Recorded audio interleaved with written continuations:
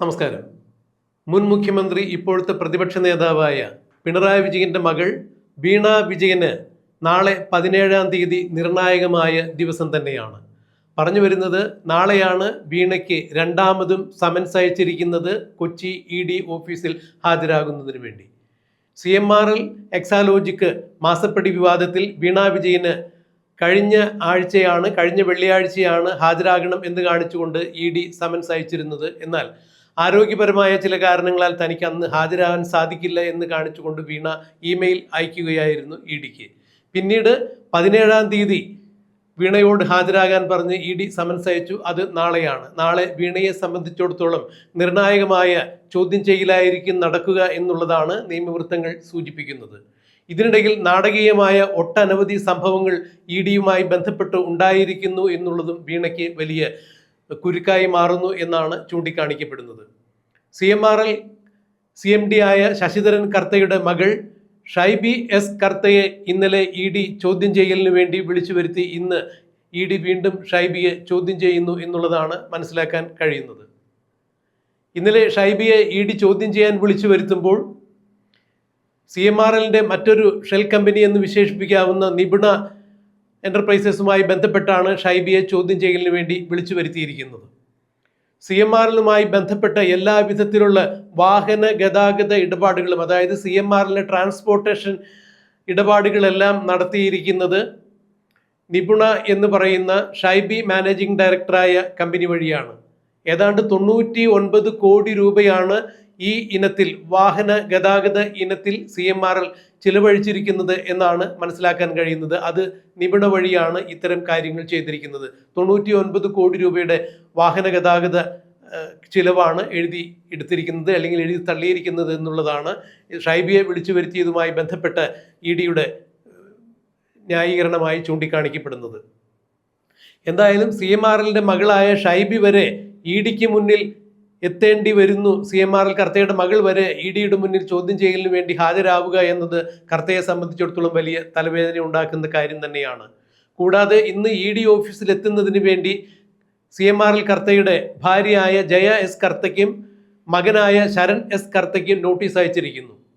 Empower India limited എന്ന CMRLിലെ മറ്റ് ഒരു അനുബന്ധ സ്ഥാപനമായ എൻപവർ ഇന്ത്യ ലിമിറ്റഡിൽ നിന്നും വീണ വിജയന് 50 ലക്ഷം രൂപയാണ് വായ്പ കൊടുത്തത്. ആദ്യം 25 ലക്ഷം രൂപയും പിന്നീട് 25 ലക്ഷം രൂപയും എന്നാണ് കണക്കിൽ കാണിച്ചിരിക്കുന്നത്. എന്നാൽ ആദ്യ തവണ വീണ വിജയൻ 25 ലക്ഷം രൂപ കൊടുത്തിട്ട് അത് തിരിച്ചടയ്ക്കുകയുണ്ടായില്ല. ഇത് തിരിച്ചടയ്ക്കുന്നതിന് മുൻപ് തന്നെ വീണ്ടും 25 ലക്ഷം രൂപ കൂടി എൻപവർ ഇന്ത്യ ലിമിറ്റഡ് വീണ വിജയന് കൈമാറി എന്നിരിക്കെ എന്തിനു വേണ്ടിയായിരുന്നു ഈ പണം നൽകിയത്? എന്തുകൊണ്ടാണ് പണം തിരിച്ചടയ്ക്കാതിരുന്നിട്ടും വീണ്ടും 25 ലക്ഷം കൂടി അവർക്ക് നൽകിയത്? എന്നിങ്ങനെയുള്ള പല കാര്യങ്ങൾ ചോദിച്ചറിയുന്നതിന് വേണ്ടിയാണ് CMRL കർത്തയുടെ ഭാര്യയായ ജയ S കർത്തയെ വിളിച്ചു വരുത്തിയിരിക്കുന്നത് ED എന്നുള്ളതാണ് ഇപ്പോൾ അറിയാൻ കഴിയുന്നത്. CMRLിലെ ജോയിന്റ് ഡയറക്ടറായ ശരൺ S കർത്തയെയും മാസപ്പടി വിവാദവുമായി ക്ഷണിച്ചു വരുത്തിയിരിക്കുന്നു എന്ന് പറയുമ്പോൾ CMRL കമ്പനിയുടെ മാനേജിംഗ് ഡയറക്ടേഴ്സ് എല്ലാവരും തന്നെ, CMD ഉൾപ്പെടെ എല്ലാവരും തന്നെ EDയുടെ ചോദ്യം ചെയ്യലിന് വിധേയരാകുന്നു, EDക്ക് മുന്നിൽ എത്തുന്നു എന്ന് പറയുമ്പോൾ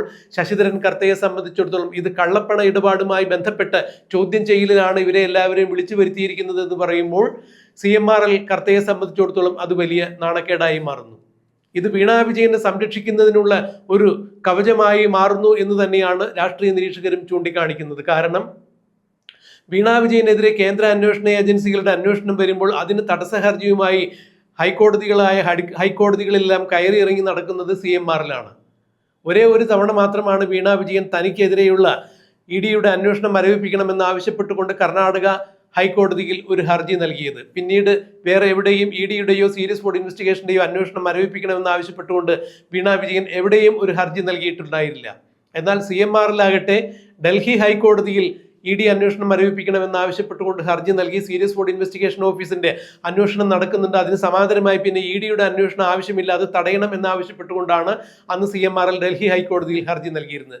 ഇതേ ഹർജി തന്നെ സമാന സ്വഭാവമുള്ള ഹർജി തന്നെ കേരള ഹൈക്കോടതിയിലും നൽകിയുണ്ടായി. ബഹുമാനപ്പെട്ട കേരള ഹൈക്കോടതി CMRLന്റെ ആ ഹർജി 2 ആഴ്ച മുമ്പ് തള്ളിയതിന്റെ അടിസ്ഥാനത്തിലാണ് വീണ വിജയൻ താമസിക്കുന്ന, അതായത് മുൻ മുഖ്യമന്ത്രിയും ഇപ്പോഴത്തെ പ്രതിപക്ഷ നേതാവുമായ പിണറായി വിജയൻ താമസിക്കുന്ന തിരുവനന്തപുരത്തെ ബേക്കറി ജംഗ്ഷനിലുള്ള വീട്ടിൽ ED റെയ്ഡ് ചെയ്തതും പിന്നീട് EDയെ ആക്രമിക്കുന്ന തരത്തിലുള്ള CPM-ന്റെ മുൻ മന്ത്രിമാരും നേതാക്കളും അടക്കമുള്ള അണികളുടെ ഭാഗത്തു നിന്നും അത്തരത്തിൽ പ്രകോപനപരമായ ഒരു അന്തരീക്ഷം, പ്രതിഷേധം ഉണ്ടാകുന്നതെല്ലാം ജനം കണ്ടറിഞ്ഞത്.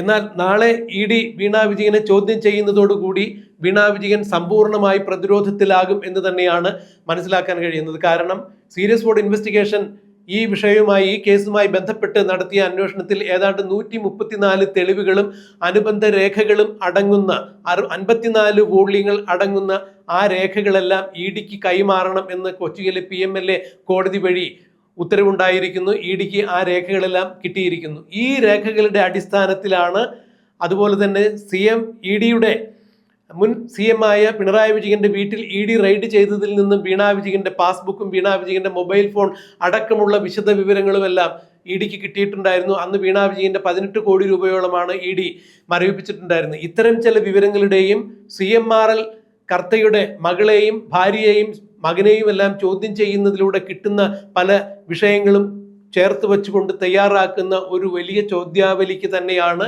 വീണ വിജയൻ മറുപടി നൽകേണ്ടി വരിക എന്നുള്ളത് എടുത്തു പറയേണ്ട വസ്തുതയാണ്.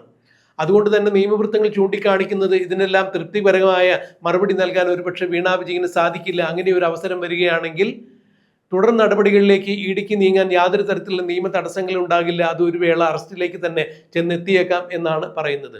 ഷൈബിയെയും, അതായത് CMRL കർത്തയുടെ മകൾ ഷൈബി S കർത്തയെയും ഇന്നിപ്പോൾ CMRL കർത്തയുടെ ഭാര്യയായ ജയ S കർത്തയെയും എല്ലാം ED ചോദ്യം ചെയ്യുന്നതിലൂടെ കിട്ടുന്ന നിർണായകമായ വിവരങ്ങൾ ചേർത്ത് വെച്ചുകൊണ്ട് അതിലൂടെ EDക്ക് കിട്ടിയ തെളിവുകളുടെ അടിസ്ഥാനത്തിൽ വീണയ്ക്ക് എന്തിനാണ് CMRL നിന്ന് 2,70 ലക്ഷം രൂപ നൽകിയത് എന്നുള്ള ഒരു കാര്യം, എന്ത് സേവനത്തിനാണ് ഇത്രയും വലിയ വേതനം അവർക്ക് നൽകിയത് എന്നുള്ള ചോദ്യങ്ങൾക്ക് തൃപ്തികരമായ ഉത്തരം കിട്ടിയില്ല എന്നുണ്ടെങ്കിൽ തീർച്ചയായും വീണ വിജയൻ അറസ്റ്റിലാകാനുള്ള സാധ്യത കൂടി നിയമവൃത്തങ്ങൾ ചൂണ്ടിക്കാണിക്കുന്നു. ഇക്കാര്യത്തിൽ ഷൈബിയെയും അതുപോലെ തന്നെ ജയ S കർത്തയെയും എല്ലാം ചോദ്യം ചെയ്യുന്നതിലൂടെ വീണ കൂടുതൽ പ്രതിരോധത്തിലായിരിക്കുന്നു. അവരിൽ നിന്ന് കിട്ടിയ മൊഴികളുടെ അടിസ്ഥാനത്തിൽ വീണയെ പ്രതിരോധത്തിലാക്കത്തക്ക രീതിയിലുള്ള തെളിവുകൾ തന്നെയായിരിക്കും EDയുടെ കൈവശം ഉണ്ടാവുക.